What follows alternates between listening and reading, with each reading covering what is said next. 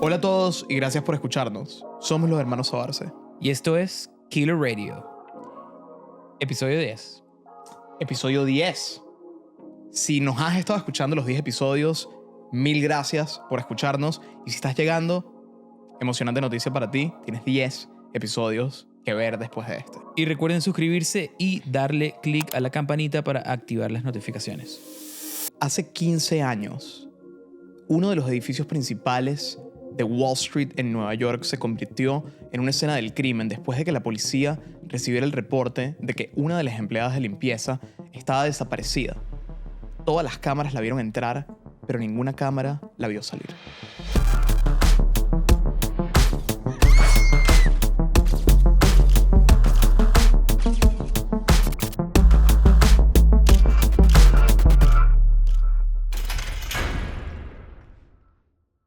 El martes 7 de julio del 2009, en el edificio 2 Rector Street, ubicado en el distrito financiero de Nueva York, Eridiana Rodríguez, de 46 años de edad, se encontraba a punto de iniciar su turno como empleada de limpieza, como lo hacía todas las tardes desde hacía 6 meses. Eridiana emigró a Nueva York en 1973 desde República Dominicana, con la esperanza de un mejor futuro. Allí conoció a su exesposo y padre de sus 3 hijos, Jerónimo, con quien sostenía una relación intermitente aún después de divorciarse. Eridiana trabajaba en el turno de la noche, que empezaba a las 5 p.m. y terminaba a las 11 p.m. Así que como cada día, a eso de las 7 de la noche, sus compañeros de trabajo la esperaban para cenar, para luego continuar con sus labores. Sin embargo, ese no fue el caso ese día, ya que Eridiana no se apareció al comedor para cenar. Según Rosa, una compañera de trabajo de Eridiana, al ver que su compañero no los acompañaba como todos los días para comer y que no respondía a su celular tampoco, decidió comunicarse con la hija de Eridiana, Yaniris. Hizo esto alrededor de las 10:30 de la noche para preguntarle si Eridiana se había regresado a su casa. Sin embargo, Yaniris le dijo a Rosa que no, que su madre no estaba en casa. Y Eridiana no era de las que se iba del trabajo a medio turno, y mucho menos sin avisarle a nadie. Dado este comportamiento extraño, comenzaron a encenderse las alarmas no solo de sus compañeros de trabajo, sino también de todos sus familiares. Yaniris se comunicó de inmediato con la familia y como nadie sabía dónde estaba, ni tenían noticias de Eridiana, todos se acercaron hasta el edificio 2 Rector Street para ver si juntos lograban encontrarla. Me gusta que hayan actuado rápido. El guardia de seguridad de esa noche, César, de hecho era el hermano de Eridiana. Al saber que su hermana estaba desaparecida, revisó todos los pisos, todos los pasillos e incluso el sótano para intentar encontrarla mientras gritaba su nombre en el camino, pero nunca obtuvo una respuesta de vuelta. ¿Dónde estaba Eridiana Rodríguez? Era la pregunta que tanto la familia como todos los compañeros de trabajo de Eridiana se hacían. Todos los que trabajaban en el edificio habían visto a Eridiana entrar, pero nadie la vio salir. Así que a falta de respuestas, la familia de Eridiana finalmente decidió llamar a la policía. El 8 de julio del 2009, a 10 horas de la desaparición de Eridiana, el detective Al Titus del Departamento de Policía de Manhattan recibió el reporte de que había una mujer de limpieza desaparecida en el distrito financiero de Nueva York. Titus, junto con otros detectives del Departamento de Homicidios de la NYPD, acudieron al edificio 2 Rector Street sin tener demasiada información. Cuando llegaron, la familia le comentó a la policía que Eridiana siempre que terminaba su turno regresaba a casa directamente. Así que era extremadamente inusual en ella irse del trabajo sin avisarle a nadie, en especial sin avisarle a su compañera Rosa. Como resultado de estas declaraciones, la policía ordenó la evacuación del edificio completo para realizar la búsqueda de Eridiana formalmente. ¡Wow! ¡Let's go, NYPD! Increíble que hayan actuado tan rápido y tan contundente. No, velocidad de respuesta increíble. Me encanta. La policía revisó el edificio de pies a cabeza el miércoles 8 de julio del 2009. Una de las cosas que más le sorprendió a la policía y que hizo que empezaran a tratar el caso con más agresividad fue que cuando revisaron el casillero de Eridiana, se dieron cuenta que todas sus pertenencias seguían ahí. Lo que significaba entonces que Eridiana no podía haber salido del edificio, al menos no por cuenta propia. También encontraron el carrito de limpieza de Eridiana y un clip de cabello en el 8º piso del edificio. El clip de cabello estaba tirado en el piso al lado del carrito, lo que hizo pensar a la policía que Eridiana quizás pudo haber tenido algún altercado con alguien. El edificio 2 Rector Street tenía al menos 32 cámaras de seguridad, así que el detective Brian McLeod, experto en videografía, revisó el material de las cámaras del día 7 de julio del 2009, entre las horas en las que se suponía que Eridiana tenía su turno de trabajo. Viendo la grabación de las cámaras, descubrió que alrededor de las 5:12 p.m., Eridiana se subió al ascensor con su carrito de limpieza para ir a los pisos superiores del edificio y comenzar su turno. Lo extraño es que ese sería el último momento en que veríamos una imagen de Eridiana en alguna grabación de las 32 cámaras de seguridad. No se le ve saliendo del ascensor en ningún momento, ni tampoco saliendo del edificio. Oye, esto tiene similitudes al caso de Elisa Lam, que desaparece en un edificio. También el registro de ella es como de un ascensor. La última imagen de las dos es de un ascensor, tienes toda la razón. Y nadie las vio salir. Y nadie las vio salir. Interesante. Para la policía, este era un caso difícil, porque al no encontrar más registros de Eridiana, no se sabía por dónde buscar ni siquiera a quién interrogar. Algo que sí le llamó la atención a los detectives fue que el día de la desaparición de Eridiana, toda su familia estuvo allí en el edificio tratando de ayudar a la policía y respondiendo sus preguntas. Toda la familia menos una persona, Jerónimo, el ex esposo de Eridiana. Uy, siempre la pareja. ¿Tenemos el primer sospechoso o qué? No, más o menos, porque después de recibir más información, la policía empezó a mirar a otro lugar. Ok. La familia de Eridiana le comentó a la policía que varios días antes de desaparecer, Eridiana había comentado en la familia que estaba siendo acosada por alguien que de hecho trabajaba en el edificio. Esta persona, según Eridiana, la seguía cuando ella estaba sola y la estaba haciendo sentir sumamente incómoda, hasta el punto que incluso estaba pensando en renunciar a su trabajo porque no le gustaba tener que estar en un edificio tan solitario a altas horas de la noche alrededor de esta persona. Su hermano, César, le dijo que le diera unos días, al menos, para conseguirle otro trabajo y que así no se quedara sin el sueldo que tanto necesitaba para mantener a la familia. Lo preocupante de esto es que el acosador de Eridiana era alguien que trabajaba allí todos los días. Sabía cuándo la gente entraba y cuándo salían, a qué hora cerraba el edificio y a qué hora abría, y dónde había cámaras y dónde no. Terrible la situación de Eridiana en su lugar de trabajo con un acosador, pero por lo menos se sabía quién era, ella le dijo a alguien. Bueno, de hecho sí, y su hermano César sabía quién era la persona porque lo saludaba todos los días, César siendo el guardia del edificio. Pero antes de interrogarlo a él, que sabían perfectamente quién era el acosador, primero la policía decidió entrevistar a Jerónimo, el ex esposo de Eridiana. Tiene sentido. Y déjame contarte un poco de esa entrevista. Ok.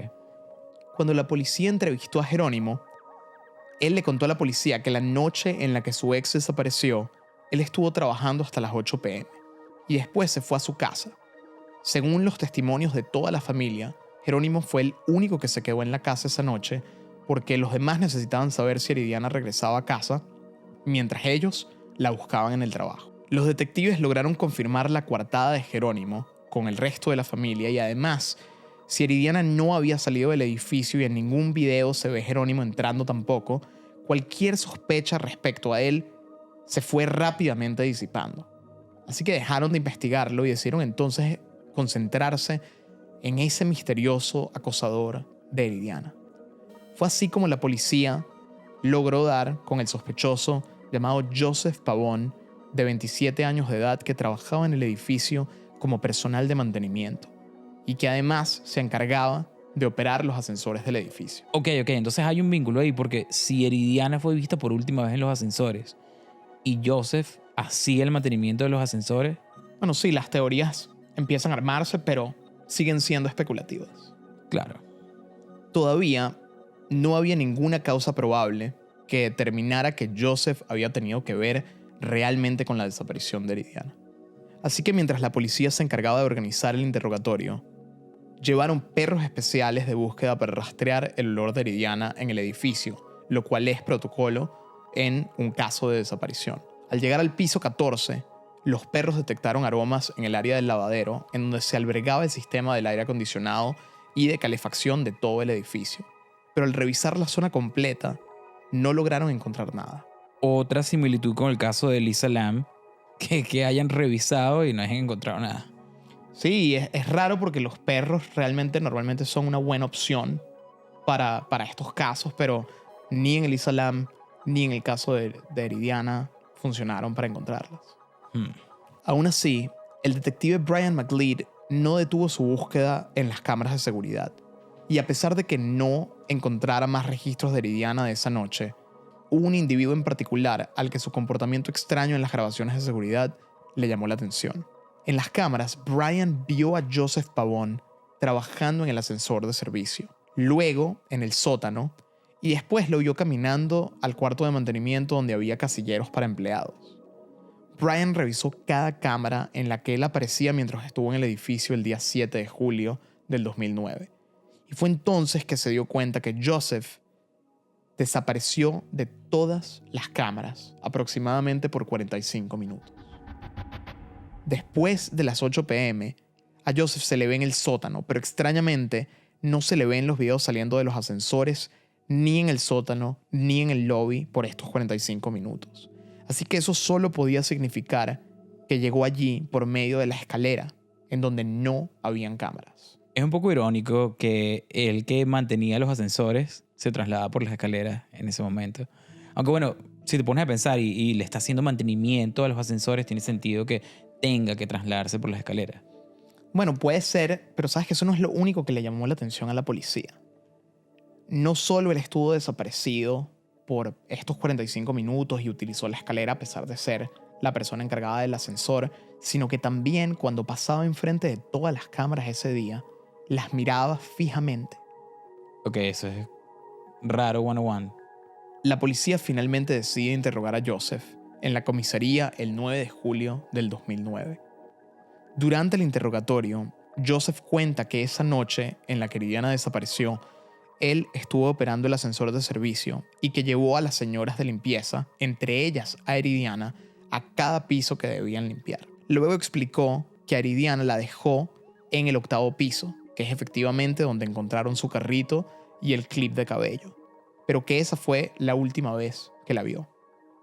Durante su interrogatorio, algo que le llamó la atención a la policía fue que era el medio de julio en Nueva York, el medio del verano, hacía muchísimo calor en las calles y la mayoría de las personas estaban usando shorts y camisetas si podían. Pero sin embargo, Joseph llevó a la comisaría una camisa térmica manga larga con otra camisa encima. Es una decisión de moda un poco extraña, pero no sé por qué eso lo habría verse sospechoso. Bueno, a la policía le pareció suficientemente extraño con todo lo demás que tenían que le pidieron que se quitara la camisa dentro de la comisaría. Y él aceptó, se la quitó. Y él aceptó. Y cuando lo hizo, se dieron cuenta que Joseph tenía rasguños atrás de los hombros, en el cuello y en otras partes del torso. Los detectives le preguntaron de dónde había sacado esas heridas. Y él les dijo que ese martes 7 de julio, él estuvo encargado de operar el ascensor de servicio para subir y bajar al equipo de construcción que trabajaba en los pisos superiores. Y que él, al estarlos ayudando a mover los carros que llevaban barras de refuerzo y estructuras, seguro se había lastimado con eso. No, sí. ¿Cómo te haces rasguños tú mismo en el cuello, en los hombros, en la espalda? Con el material de construcción. O sea que no tiene sentido absoluto. A la policía tampoco le pareció que tenía sentido, pero él les juró que él no le había hecho nada a Eridiana. El interrogatorio de Joseph duró 14 horas. En este interrogatorio, Joseph le dijo a la policía que esa noche se había ido de hecho más temprano del trabajo porque él tenía dolor del estómago ese día. Y curiosamente, Joseph se fue del edificio justamente durante el periodo en el que nadie supo nada de Eridiana. Al no lograr que él admitiera nada, la policía decidió tomarle unas muestras de ADN y lo tuvieron que dejar ir porque no tenían suficiente para arrestarlo. Las heridas y la desaparición por 45 minutos no son suficientes para detenerlo. No hay cuerpo, no hay arma, no hay sangre. Todo es extremadamente circunstancial. Supongo. Pero la policía estaba convencida de que Joseph tenía que ver con la desaparición de Eridiana. Especialmente después de enterarse de algo más. Y es que Joseph, de hecho, tenía un historial de violencia con mujeres, especialmente con sus exparejas. Así que a pesar de que lo dejaron ir, no dejaron de seguirle los pasos para saber a dónde iba y con quién se relacionaba. Joseph Pabón, desde ese día, empezó a tener oficiales siguiéndolo 24/7. A la policía no le importaba ni siquiera si él se daba cuenta. Solo querían encontrar alguna pista que les indicara si él era la persona que había desaparecido a Iridiana. Ok, entonces tenemos a Joseph que tiene, además de rasguños que parecen heridas defensivas, 45 minutos de desaparición de todas las cámaras de seguridad. Además tiene antecedentes violentos y es la persona que quizás pudo haber estado cerca de Iridiana. Bueno, y justamente por eso la policía lo estaba siguiendo, a donde sea que él fuera. Y al mismo tiempo, la policía extendió la búsqueda a mucho más allá del edificio de 2 Rector Street. Empezaron a buscar en todas las cámaras de la ciudad, en las cámaras de Wall Street y en las cámaras de todo New York, y tampoco había rastro de Iridiana. Brutal, me parece extremadamente proactivo, pero las cámaras de la ciudad y de Wall Street, yo creo que ahí no va a aparecer Iridiana. No hay registros de ella saliendo del edificio, ni en las cámaras, ni testigos. Esa chama está en el edificio. Lo mismo pensaba la familia y lo mismo empieza a pensar la policía también. Y empiezan a concentrarse aún más en volver a registrar el edificio. Oh, wow, una vez más. El 10 de julio del 2009, 3 días después de la desaparición de Iridiana, la policía decidió revisar dentro del edificio donde alguien pudiese depositar un cadáver. Revisaron los contenedores de basura del edificio y los depósitos, pero no encontraron nada. Como que se desapareció de la faz de la tierra. Sí, en este momento la familia se siente absolutamente derrotada. Claro. La policía no tiene nada en las manos, pero están en este punto bastante seguros de que Iridiana está muerta. Y están seguros de que está en el edificio. Tiene que estar. A pesar de que no encontraron rastros de Iridiana durante la búsqueda, Brian, el detective líder del caso, al estar seguro de que el cuerpo de Iridiana estaba en el edificio, el 11 de julio del 2009 pide volver a registrar el edificio, pero con más recursos policiales aún. Bien. Más de 100 oficiales de la policía registraron el edificio el 11 de julio del 2009. Registraron piso por piso, rincón por rincón, hasta que uno de los oficiales le avisó a los detectives que subieran al piso 12 del edificio, que era un piso en construcción, porque habían encontrado algo. Al subir, no vieron nada a simple vista porque no había ni muebles ni mobiliario, solo concreto, yeso y materiales de construcción. Sin embargo, cuando los detectives se bajaron del ascensor en el piso 12, todo el piso olía fuertemente a descomposición. No. El oficial que les había avisado que subieran les dijo que se acercaran y allí encontraron sangre y residuos humanos dentro del ducto del aire acondicionado. La unidad de emergencia y escena del crimen llegó al edificio de inmediato y cuando abrieron el ducto del aire acondicionado encontraron un cuerpo sin vida dentro del ducto ya en estado de decomposición. Wow, man, escalofríos al 100. Y claro, por eso fue que los perros olieron algo cuando estaban en el piso 14 cerca de los ductos. Exactamente. Uf. Como el cuerpo estaba ya descompuesto, al principio fue imposible identificarla físicamente, pero la policía asumió que era el cuerpo de Iridiana ya que parecía indicar que era el cuerpo de una mujer. La víctima estaba atada con las manos detrás de la espalda, la boca tapada con una cinta amarilla y negra, la típica que se usa durante construcciones, y tenía un crucifijo dentro de la boca, el mismo crucifijo que Iridiana solía utilizar en su cuello. ¿Cómo llega Iridiana ahí? La tienen que haber llevado ahí inconsciente, porque obviamente para que te metan en un ducto y estés amordazada, sí, ella tiene que haber estado inconsciente, amordazada. Bueno, la autopsia reveló que no hubo agresión sexual y que Iridiana había muerto asfixiada. Los forenses creen que ella incluso estuvo viva mientras la persona la ató y la metió dentro del ducto del aire acondicionado y que probablemente murió asfixiada al estar ahí dentro porque no hubo señales de estrangulamiento en su cuerpo en ningún momento. Cuando le realizaron la autopsia, la policía tomó muestras de ADN del cuerpo de Iridiana para comprobar si había ADN de alguien más en su cuerpo que pudiera dar indicios de quién la había matado. Primero, miedo número 1, morirse asfixiado de esa manera. Tipo en un túnel, entre unas rocas, en un ducto de aire acondicionado. Yo me imagino la desesperación que debe haber sentido al estar amarrada, al no poder gritar, al no poder pedir ayuda y saber que está ahí, que no se puede mover y que no tiene escapatoria. Ok, no hay agresión física ni agresión sexual, pero hay una chama en un ducto de aire acondicionado de un edificio asfixiada y amordazada.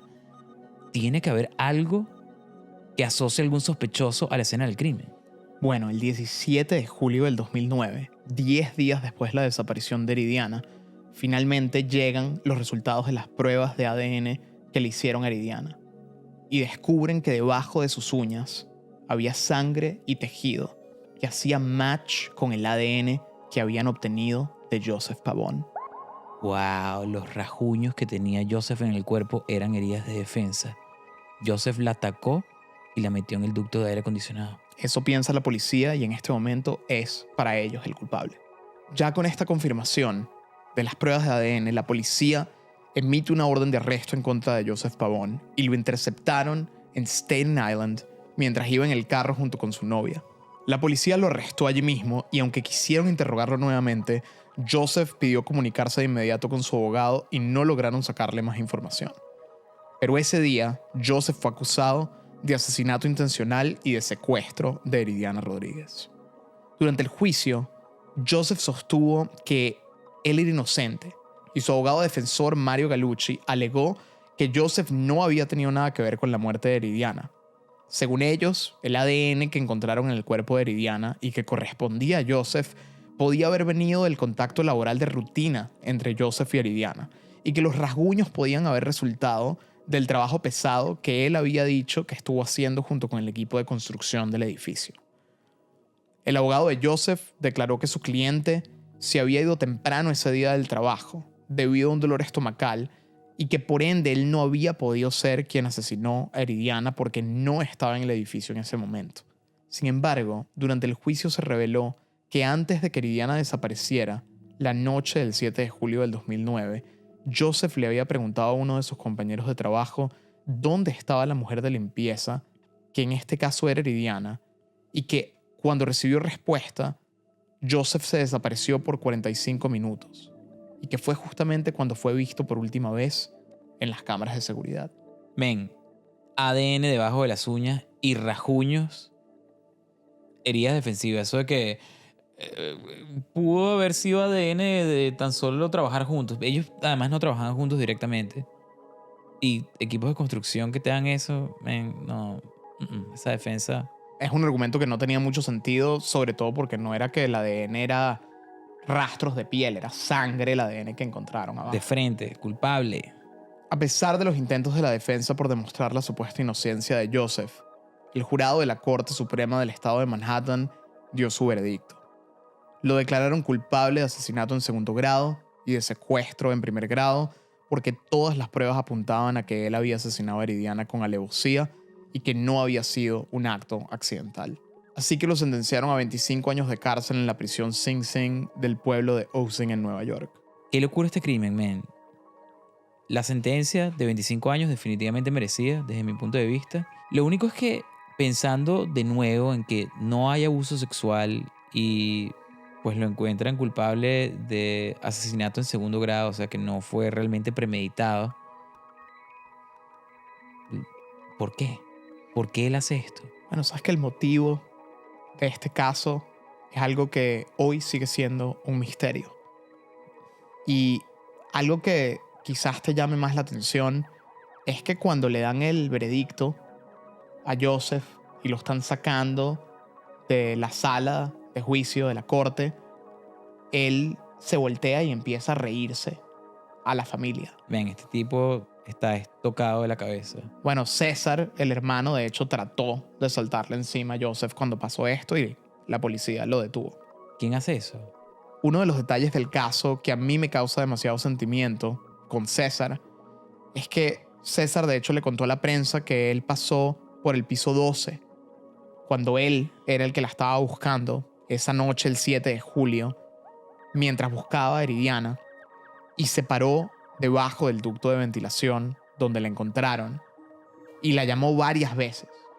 Muy probablemente ella estaba viva en ese momento y simplemente no podía responder por la mordaza que tenía en la boca. Men, de nuevo, escalofríos al 100. No me imagino la desesperación de Eridiana. Es muy fuerte y César al día de hoy se siente culpable por eso.